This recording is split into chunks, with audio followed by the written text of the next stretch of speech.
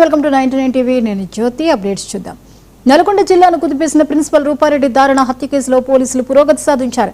ఈ హత్య కేసులో 3 మైనర్లను పోలీసులు అరెస్ట్ చేశారు. గంజాయి సేవిస్తున్న సమయంలో తీసిన ఫోటోలు, వీడియోలను రూపారెడ్డి రికార్డ్ చేసి తీవ్రంగా మందలించడమే ఈ హత్యకు ప్రధాన కారణంగా తెలుస్తోంది. పక్కా పథకం ప్రకారమే హ్యాండ్ గ్లౌజ్, మాస్కులు ధరించి ఇంట్లోకి చొరబడిన నిందితులు కేవలం 9 నిమిషాల్లోనే కత్తితో పొడిచి రూపారెడ్డిని దారుణంగా హత్య చేశారు.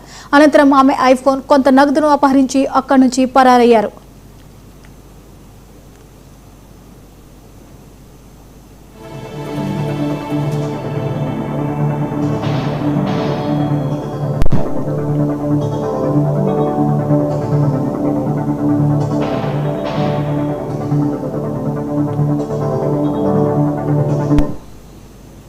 ఈ అంశంపై మరిన్ని వివరాలని మా ప్రతినిధి రామకృష్ణ అందిస్తారు. రామకృష్ణ, ప్రిన్సిపల్ రూపారెడ్డి హత్య కేసులో నిందితులను పోలీసులు అరెస్ట్ చేశారు, వివరాలు ఏంటి?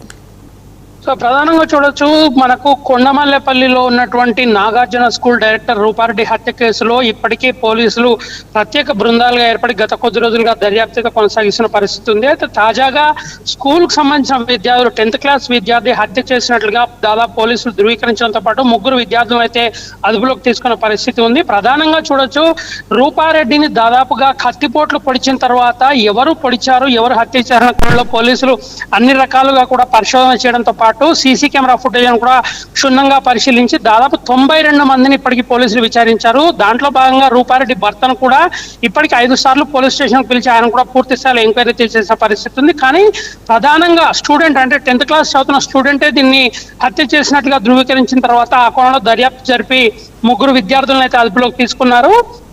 హత్య చేసిన సమయంలో హ్యాండ్ గ్లౌజ్ వేసుకోవడంతో పాటుగా ఇంట్లోకి వెళ్ళిన తర్వాత, మన హత్య చేసిన తర్వాత ఆమెకు సంబంధించిన మొబైల్ ఫోన్ కూడా దొంగిలించినట్టుగా పోలీసులు అయితే నిర్ధారించారు. అయితే దీనిపై ఇంకా అధికారికంగా పోలీసులు ఎటువంటి వివరణ ఇవ్వనప్పటికీ ఆ విద్యార్థులను అరెస్ట్ చేసిన తర్వాత అసలు ఎందుకు హత్య చేశారు, హత్య చేయడానికి గల కారణాలు ఏంటనే కోణం మాత్రం ప్రస్తుతం దర్యాప్తు కొనసాగుతోంది. డబ్బుల కోసమే హత్య చేశారా, లేకపోతే ఇంకా ఏదైనా ప్రత్యేకమైన కారణం ఉందనే దిశగా పోలీసుల ఎంక్వైరీ నడుస్తుంది. ప్రస్తుతం విద్యార్థులు హత్య చేసినట్టుగా దాదాపుగా నిర్ధారణకు వచ్చిన తర్వాత 3 విద్యార్థులను అరెస్ట్ చేసి వారి 3తో పాటు వారి తల్లిదండ్రులను కూడా పూర్తి స్థాయిలో పోలీసులు అయితే విచారించిన పరిస్థితి ఉంది. అంటే ఈ నెల 11వ తేదీన రూపారెడ్డి హత్య జరిగిన తర్వాత హత్య కేసు మిస్టరీ వీడకపోవడంతో అనేక సాంకేతిక ఆధారాలను కూడా పోలీసులు పరిశీలించిన పరిస్థితి ఉంది. కానీ ఎక్కడ కూడా హంతకులు చాలా తెలివిగా ప్రవర్తించడంతో పాటు ఎక్కడ కూడా ఆధారాలు దొరకకుండా చాలా జాగ్రత్త పడ్డట్టుగా కూడా పోలీసులు చెప్తున్నారు. అయితే మొత్తంగా 92 మందిని విచారించిన క్రమంలో పాఠశాల విద్యార్థులతో పాటుగా గతంలో పాఠశాలలో చదువుకున్న విద్యార్థులు, అదేవిధంగా ఇతర ప్రాంతాల్లో ఉంటూ గతంలో ఏమైనా రూపారెడ్డితో గొడవలు, ఘర్షణలు జరిగిన విద్యార్థుల కూడా పూర్తి స్థాయిలో దర్యాప్తు చేసిన అనంతరం పోలీసులు ప్రస్తుతం 10th క్లాస్ చదువుతున్న విద్యార్థులు హత్య చేసినట్టుగా ధృవీకరించి 3 విద్యార్థులను అదుపులోకి తీసుకున్నారు. వీరి నుండి పూర్తి వివరాలు సేకరించిన తర్వాత ఈరోజు సాయంత్రం లేదా రేపు ఉదయానికి పూర్తి వివరాలు మాత్రం పోలీస్ శాఖ ద్వారా వెల్లడే అవకాశం కనిపిస్తుంది. Jyothi. Right, thank you Ramakrishna.